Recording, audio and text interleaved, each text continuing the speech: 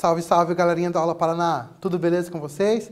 Professor Jorge aqui, de Biologia, trazendo um pouquinho do conteúdo de revisão do trimestre sobre o reino Animalia. Para a gente poder comentar sobre esse reino aí, nós vamos começar com esse bichinho aqui, ó, para vocês, tá? Quem assiste Pokémon já conhece o Spinarak, tá? O Spinarak, dentro de Pokémon, ele é considerado como sendo um aracnídeo. Mas eu pergunto, ele é um aracnídeo? Notem que um dos ataques que ele tem dentro do Pokémon é Aracnofuga, que é um ataque relacionado a aracnídeo. E o outro ataque é Ferroada, que é um ataque relacionado a insetos. Agora, esse Pokémon, ele é aracnídeo ou ele é inseto? Como vamos classificar ele na vida real? Tá? Então, nós vamos analisar as características dos reinos dos animais e no final da aula nós vamos responder essa questão. Belezinha? Então, o que nós vamos ver hoje? Compreender as características que definem o reino Animalia e também analisar evolutivamente alguns dos filos. Tá? Então, nós vamos trabalhar apenas alguns filos de animais aqui, que nós vamos chamar de da linha dos protostômios. Já vamos entender o que é isso, belezinha? Então, simbora. A pergunta que nós temos aqui para a gente poder começar a pensar, a refletir um pouquinho.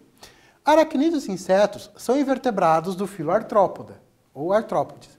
Uma das características que define o filo Artrópoda é, tá? Lembrando que vocês já viram anteriormente a aula sobre o filo Artrópoda com o professor Jefferson. Então, alternativa A, presença de celoma. Alternativa B, exoesqueleto de quitina. Alternativa C, cefalização. E alternativa D, presença de notocorda. Lembrando que é uma característica específica desse grupo que vocês vão assinalar. Tempo.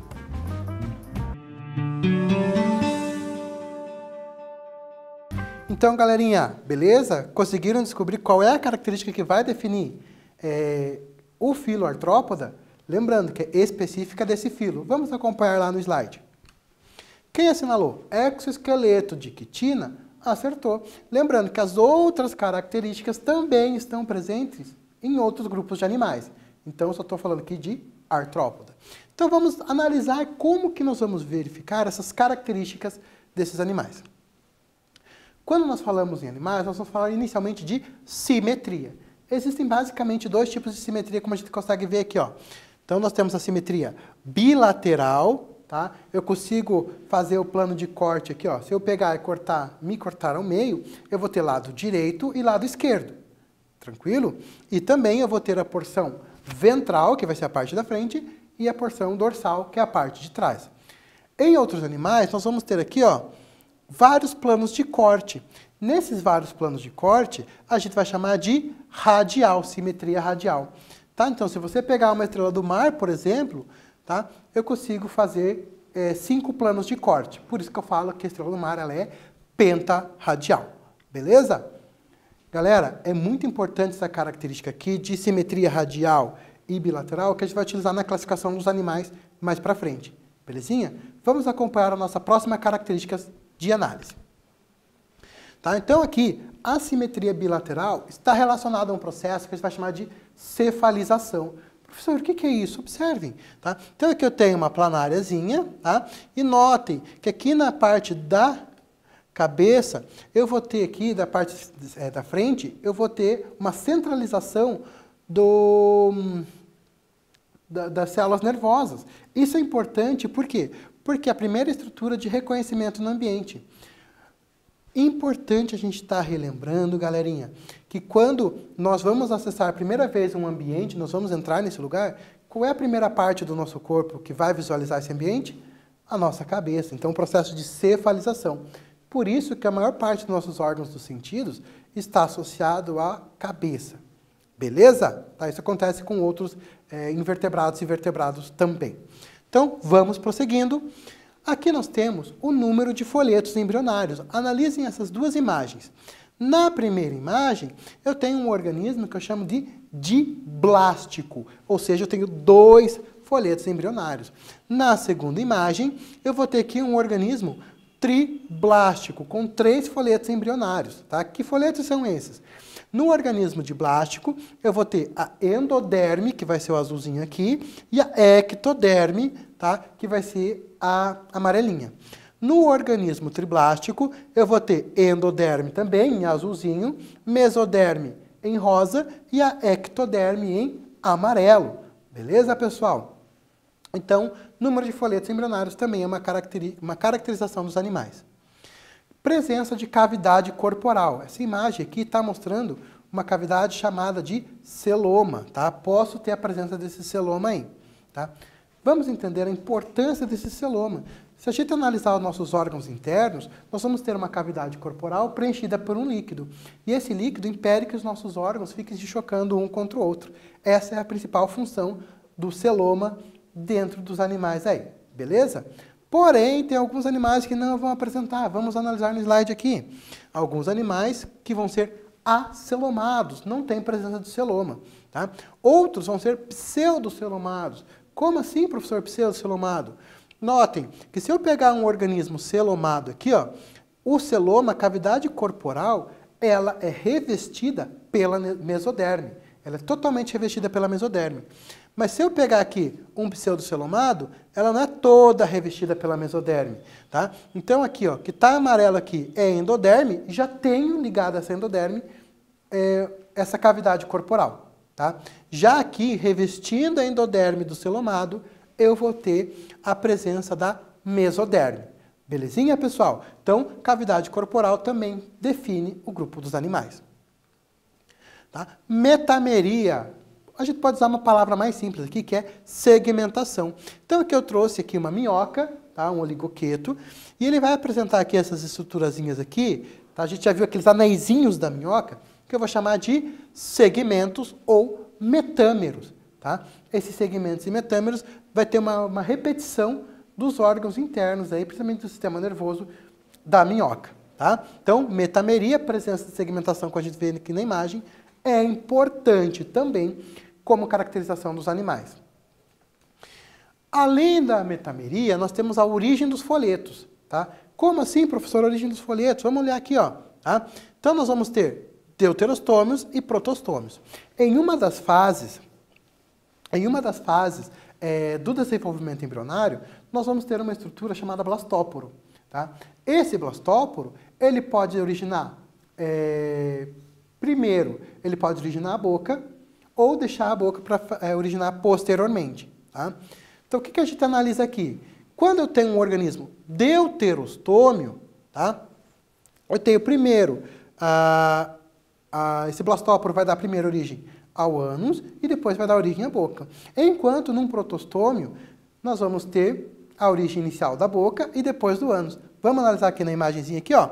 Olha só. Então tem aqui o organismo deuterostômio, tá? Então primeiro aqui, ele vai dar origem ao ânus e depois à boca, e um protostômio que vai dar origem primeiro à boca e depois ao ânus. Se eu pegar a palavrinha protos, tá? Primitivo, primeiro, estoma, boca, beleza? Tranquilo? Então, vamos lá. Vamos analisar aqui o nosso quiz sobre simetria. A simetria, o número de folhetos embrionários, a cavidade corporal, a segmentação e a origem dos folhetos embrionários são características que utilizamos para classificar os animais. De acordo com a origem dos folhetos embrionários, classificamos os animais em alternativa A, protostômios e deuterostômios, alternativa B, celomados e acelomados, ou alternativa C, bilateral e radial. Tempo para vocês aí.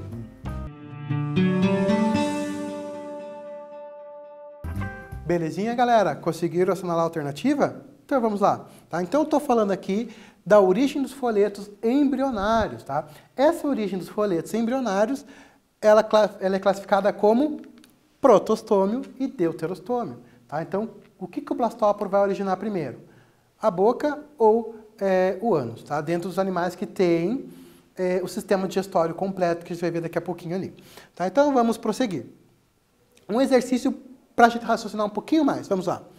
Na história evolutiva, aceita pela maioria dos zoólogos, o primeiro grupo de animais a apresentar simetria bilateral acompanhada de processo de cefalização, tá? É o grupo dos, alternativa A, poríferos, alternativa B, quinidários, alternativa C, artrópodes ou alternativa D, plateumintos. Tá? Uma questãozinha de revisão para a gente pensar um pouquinho. Tempo.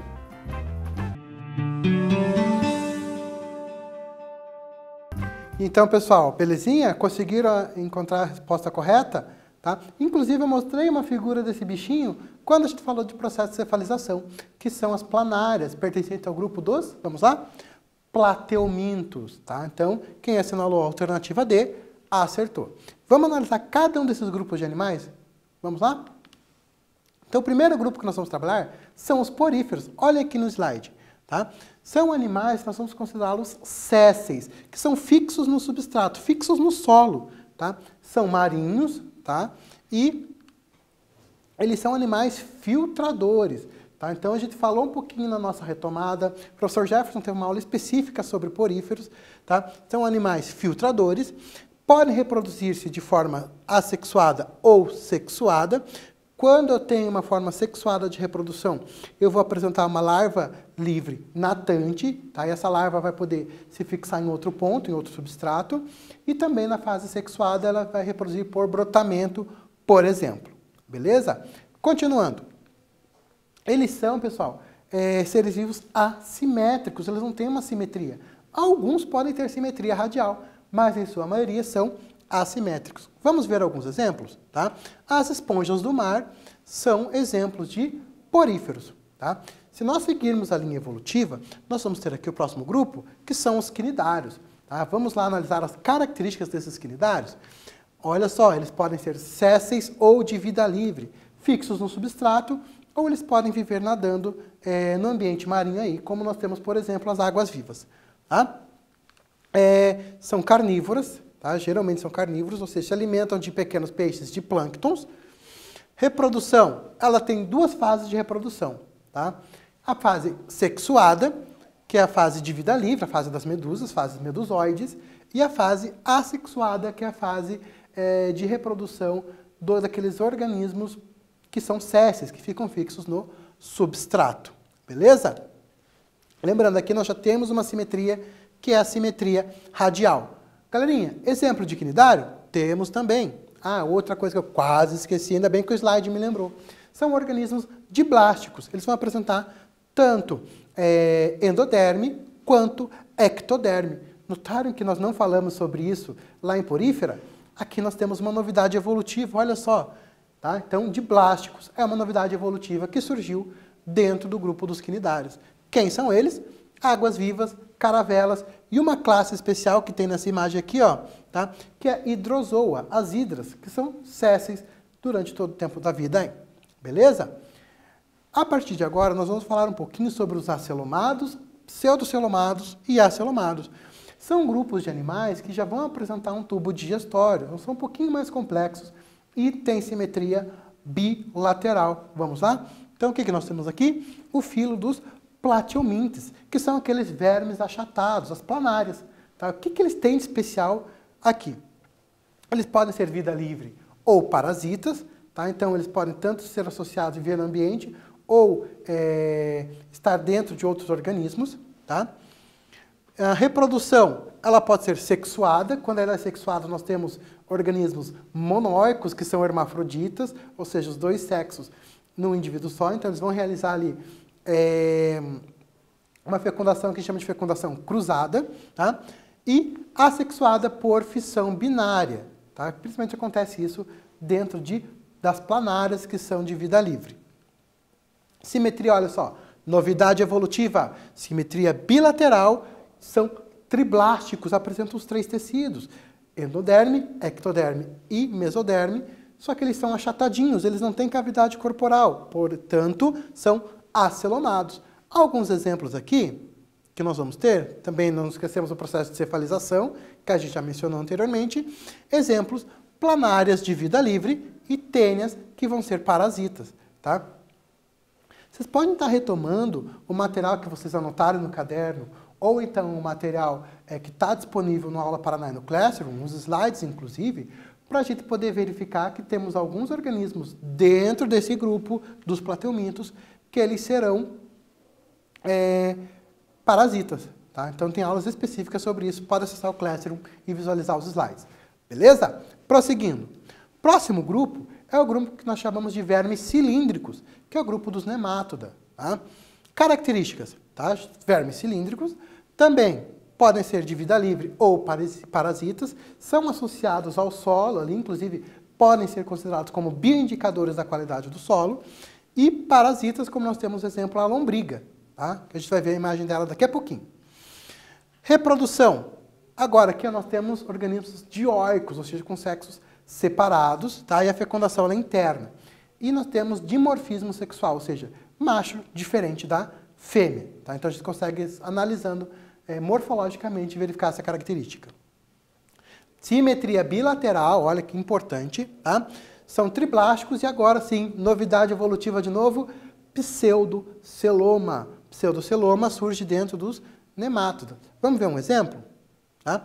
A lombriga, e aqui embaixo eu acabei não colocando o nome, mas nós temos aqui nematóides presentes no solo, bioindicadores da qualidade do solo. Belezinha? Tá? Prosseguindo. Agora nós vamos falar, pessoal, sobre algumas características muito importantes dentro da linha evolutiva, que é o surgimento do celoma e da metameria. Tá? Vamos lá? O grupo dos moluscos, eles são animais que vão apresentar corpo mole e vão ser os primeiros grupos de animais que vão ter celoma. Tá? Então, uma característica emergente desse grupo aí. Tá? Pode ter ou não concha. Tá? Então, se você pegar um caracol, ele apresenta concha. Se você pegar uma lesma, não apresenta concha. Beleza? A reprodução é sexuada com representantes hermafroditas. Tá? Então, fecundação cruzada também. Tá? Simetria, ela é bilateral, notem que a simetria vai permanecer como bilateral. Tá? São triblásticos celomados, presença de celoma, cavidade corporal, isso é muito importante. Notem que agora nós vamos falar de protostômios. Tá? Existem algumas literaturas que trazem classificação de protostômios nos anteriores, tá? Mas a maior parte das revisões que eu pude acompanhar para trazer para vocês começa a falar de protostomia, de protostômios, a partir de molusca. Beleza? Então vamos lá. Exemplos: lesmas, caramujos, polvos e lulas. São exemplos de molusco. Para a gente poder lembrar mais fácil, é só lembrar do lula molusco lá do Bob Esponja. Beleza?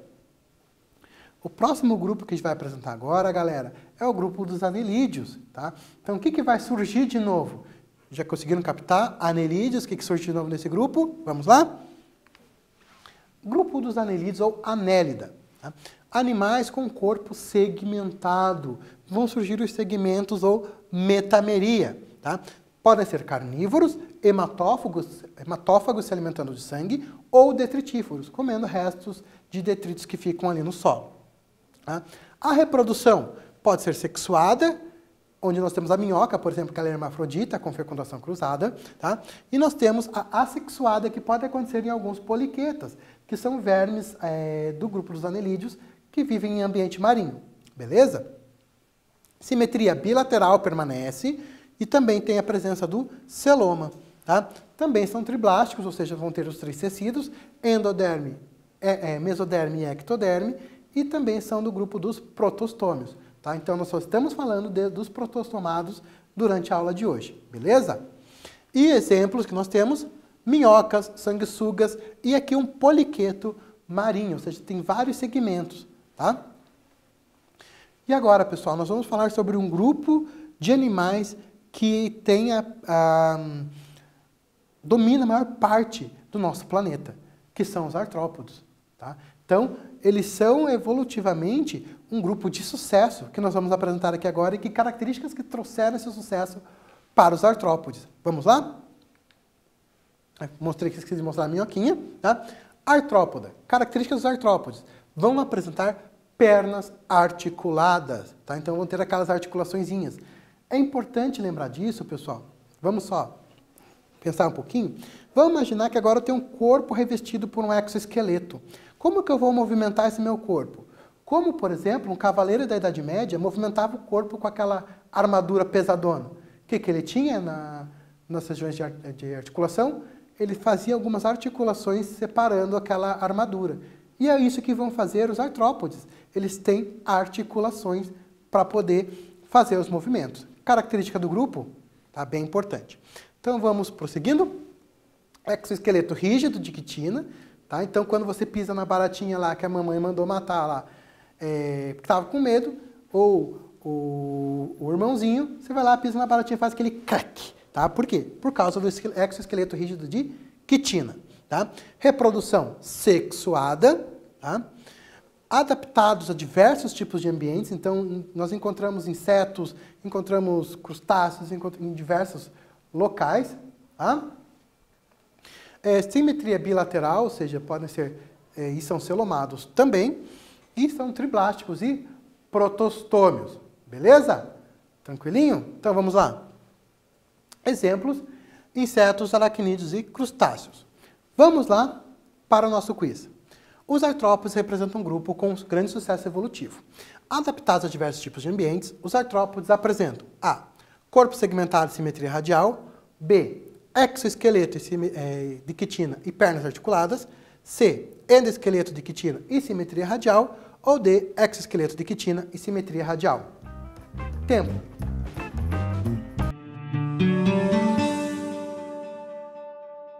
Beleza, galerinha? Conseguiram responder? Quem marcou aqui exoesqueleto de quitina e pernas articuladas, conseguiu encontrar a resposta desse exercício aí. Tá? Vamos analisar algumas características do filoartrópoda. Nós vamos ter dentro do filoartrópoda insetos, crustáceos, aracnídeos, quilópodes e diplópodes. Tá? Mas nosso foco hoje, tá, é mais a caracterização do grupo. Você pode estar retomando esse slide mais para frente aí, para ver a diferença entre eles. Só que para nossa aula nós precisamos lembrar que insetos e aracnídeos que a gente vai precisar para responder a última questão. Belezinha? Tá? Então vamos prosseguindo. Aqui nós temos alguns exemplos que a gente pode visualizar melhor a caracterização. Insetos vão ter 6 pernas, tá? Para a gente poder facilitar a nossa compreensão. Nós vamos ter aqui quilópodes, que vão apresentar uma perna por segmento, tá?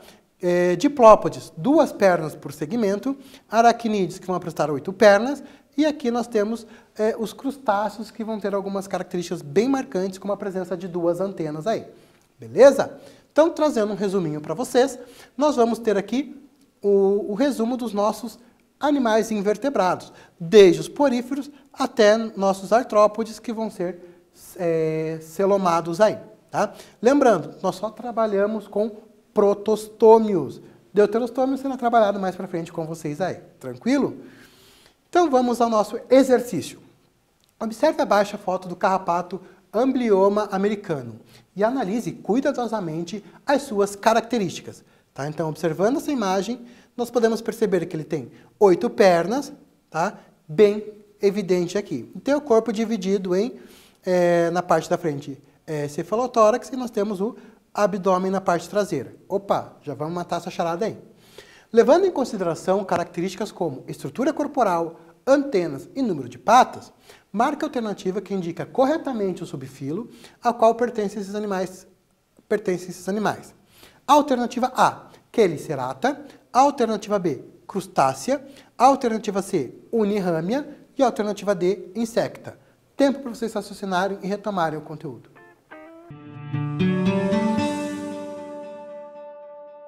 Então, galerinha, belezinha? Quem marcou aqui a alternativa A, Chelicerata, acertou. E agora fica aquela nossa perguntinha, tá? O Spinarak é aracnídeo ou inseto? Eu trouxe aqui uma imagem de uma aranha que mimetiza, que imita um inseto, tá? Que é uma papa-mosca, uma saltícide. E agora, vocês vão chegar na conclusão aí de vocês se o Spinarak é inseto ou aracnídeo. Deixem lá nos comentários como que eu posso classificar esse ser vivo dentro do filoartrópoda aí. Belezinha? Então, o que nós vimos hoje na aula? Nós trabalhamos as características gerais dos animais e, principalmente, zoologia de invertebrados. Galera, gostaria de agradecer a presença de vocês na aula de hoje. Não se esqueçam de acessar o Classroom e registrar a presença de vocês lá na atividade obrigatória, tá? Espero que todos estejam bem, estejam saudáveis e esperamos voltar o quanto antes para as nossas aulas presenciais para poder ter mais o calor humano aí presente. Belezinha? Um abraço a todos vocês. Tchau, tchau.